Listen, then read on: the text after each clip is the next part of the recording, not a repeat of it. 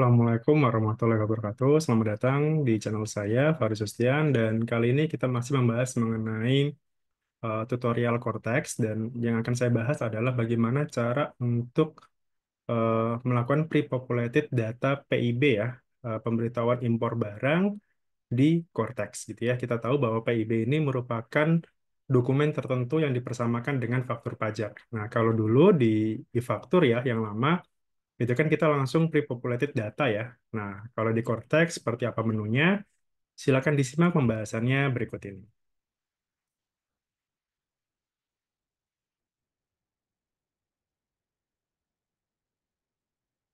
Oke, jadi kali ini kita akan membahas mengenai tutorial pre-populated data PIB pada Cortex.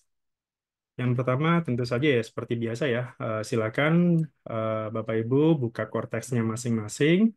Kemudian silakan sebagai impersonate ya, sebagai drafter bisa atau impersonate bisa. Intinya adalah wajib pajak apa ya di sini sebagai drafter bisa tapi dia tidak bisa signer ya gitu, jadi silakan sesuaikan dengan role-nya masing-masing gitu.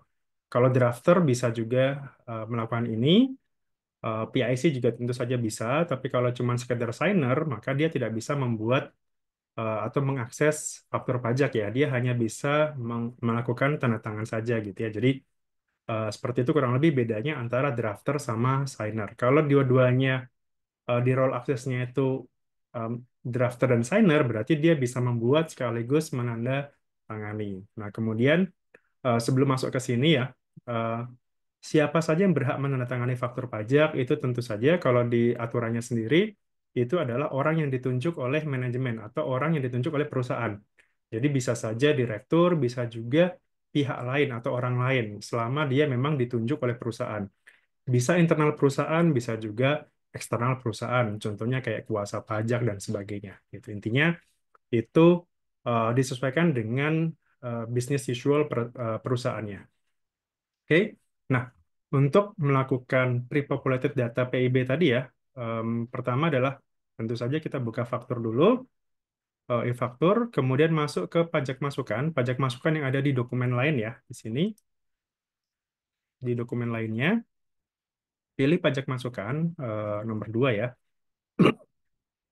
Kemudian kalau sudah masuk ke dokumen lain pajak masukan, di sini ada tindakan lainnya, di sini ya, tindakan lainnya pada langkah nomor 3 di sini. Nah, di tindakan lainnya ini, itu kita pilih yang pre-populated data, gitu. Jadi, di sini ada 4 ya, ada buat dokumen lain masukan, kemudian pre-populated data, kemudian ada pre-populated data pembayaran. Nah, untuk yang data pembayaran sendiri, ini biasanya nanti akan digunakan untuk contohnya kayak SSP, PPN, JLN gitu ya, PPN atas jasa luar negeri. Itu nanti mungkin akan saya jelaskan di video berikutnya.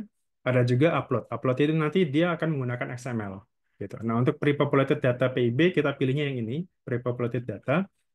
Kemudian setelah itu, setelah kita pilih pre-populated, di sini akan ada jendela baru ya.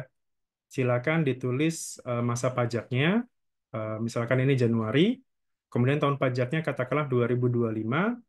Kemudian di pre-populated data ini ada pilihan satu saja sementara ini ya. Jadi silakan di drop down ya. Itu dia ada pilihan pre-populated data PIB. Nah, dari sini silakan langsung klik membuat ya. Nah, kemudian kalau lancar, kalau berhasil ya, harusnya nanti otomatis akan masuk ke sini datanya. Ada banyak data di sini harusnya terkait dengan PIB ya. NPWP penjual, nama penjual, nomor dokumen, tanggal dokumen, jenis transaksi, dan seterusnya. Harusnya di sini nanti akan masuk data-data PIB-nya yang sudah kita pilih tadi. Nah, kalau sudah, itu harus kita upload, harus kita posting ya. Kalau zaman dulu harus kita upload dulu. Nah, ini tinggal dicentang saja. Jadi, misalkan kita mau centang semuanya. Jadi, ini kita centang saja. Kemudian silakan ke menu atau klik tombol upload di sini. Nah, upload di sini artinya ya berarti orang yang berhak untuk menandatangani ya, gitu. Siapapun yang berhak menandatangani faktur pajak itu berarti dia bisa melakukan upload faktur. Sini. Setelah upload faktur berarti ya nanti silakan masukkan kode otorisasinya, masukkan passphrase-nya ya, seperti biasa kalau kita menandatangani sebuah dokumen faktur pajak. Setelah itu harusnya akan masuk data itu sebagai data pre-populated PIB ya. Jadi nanti otomatis harusnya akan masuk ke SPT PPN ya. PPN di kalau PIB harusnya nanti dia masuknya ke B1 ya gitu. B1 kalau B2 itu kan penyerahan luar dalam negeri yang bisa dikreditkan. B1 berarti penyerahan sorry perolehan ya, perolehan atas impor. Oke, kurang lebih seperti itu ya mengenai pre-populated data. Em, Cukup sederhana tutorialnya seperti ini, tapi ini balik lagi ya, tergantung masalah koneksi, tergantung server, tergantung semoga saja error-errornya itu tidak banyak lagi ya mengenai Cortex. Dan em, tips mungkin dari saya mengenai Cortex, mungkin coba dibuka di jam-jam tertentu ya.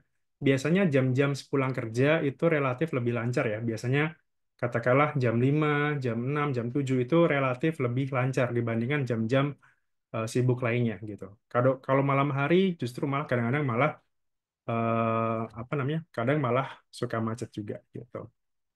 Kemudian itu terus tips berikutnya ya seperti biasa ya, silakan gunakan incognito Windows, kemudian bersihkan cache-nya, kacanya ya.